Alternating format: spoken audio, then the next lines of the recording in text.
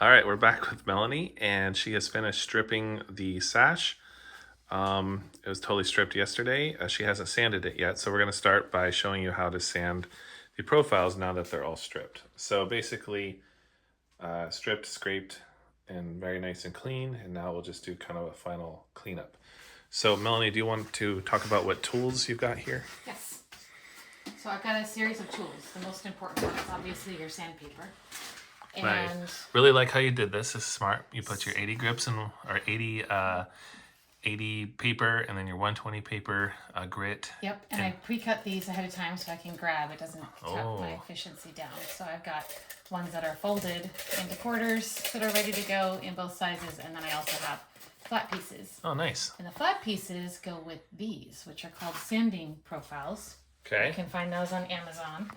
And they come in all different sorts of shapes. This is one set. So you have, concave and convex Sweet. options. And then you have some different sizes. Then you have pointed sort of square edges or 45 degree. And what would these be edges. called if you're searching this on Amazon? Like, what would you call it? Rubber sanding profiles. Okay, rubber sanding profiles. Yes. Okay, cool. And then these are also really handy for detail sanding. They have What are these? different grits. Oh, okay. And these are like sanding pens. Okay, so And could you can find go- those on Amazon too, Yeah, or a hardware absolutely. store? Yep. And is the sandpaper replaceable? It is. So it comes with some Oh, extras, okay. but then you can cut your own Very cool. or you can purchase replacements. So if you were looking for this on Amazon, you would just call it a sanding pen? I would look there first, yeah. Yeah, cool. All right. Okay. Now, this is a good idea about the vice grip to your table. Yeah, so I don't have a table workbench with a proper vice grip, so there was another restorer out there, Steve Quillian of Wood Window Makeover, who often uses this setup. So two different clamps attached to the table, and you've got a ready-made vice. Yeah, that's very cool. All right. So I start off typically with my 80, and just this 80 grit is for removing. Once I get to 120, that's for polishing and fine sanding. So you can see at this point I've still got quite a bit of old primer on here. That's okay because this is probably linseed oil based paint. I just need to get off enough that the profiles are visible and that the new paint system will adhere. Okay, so what we're worried about here is adherence to the paint, not to make it look like we're not varnishing this or Right, because this is going to be it's painted, going to be painted again. So our goal here is just to get it so the new paint will stick. Yeah, and if we do have any scratches or things that happen during the scraping process, we can take care of that at this point too. So the important thing to do is you're trying to not sand down any of these crisp edges on the profile. Try to retain as much of that as you can. Right, the profiles are the most delicate part, so this is the trick. So the sandpaper is doing all the work. Okay. And you never put pressure on it beyond just minimal to keep it in place. Okay, not a lot of force. So not a lot of force because it'll do the work for me. That's really all that's needed for that. Wow, okay. So I've got this nice edge, and I'll go ahead and take the straight edges first. Just a little bit. And now we have this curved edge. And that is where some of the sanding paper rubber thingy-dings can be so helpful. So I want to choose the one that's the best fit. Actually, the convex ones are often better on this curve, believe it or not, because of the way you can bend it like that. I see. Let's see if I can find.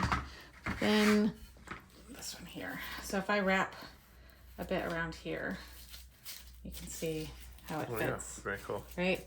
And then I can just do just a nice gentle back and forth.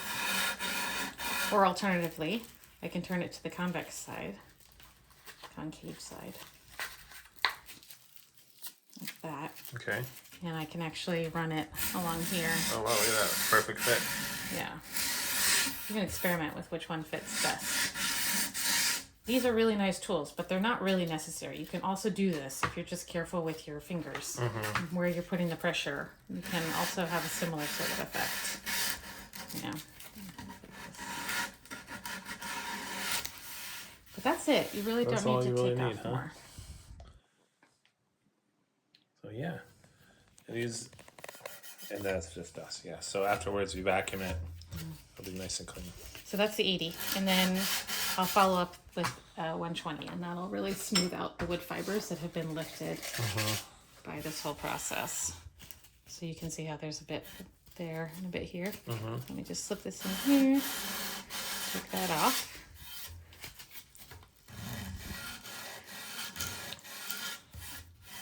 Yeah.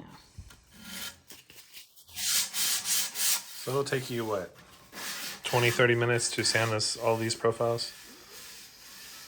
Or somewhere around there. Yeah, probably a little bit longer actually. With a 3-light sash like this, you've got these profiles on both sides of the muntins, plus you have it on the bottom. So And this it is time consuming. And this is a side question. Do you also sand the rabbets? The rabbets, for your information, everyone, are the backside where the glass rests. I do actually. I don't know that it's always necessary, but it helps make sure that any gunk that may have gotten stuck in there, I'm clearing out of the way. And that just makes the glazing process A little easier. that much easier. So you'll just give it a quick sanding. Yeah. Cool. And then after you do the profiles, you'll sand the flats with the orbital sander, and they'll be ready for priming. So, final question: after you prime, do you use linseed oil paint? Do you give it a light with a 120 or 220 after you prime, or? With the linseed paint primer, I use a 220 to just give it a quick buff. Okay. Linseed paint doesn't lift the wood fibers like some primers do, but it does help just smooth it out, remove any brush strokes. Okay, cool.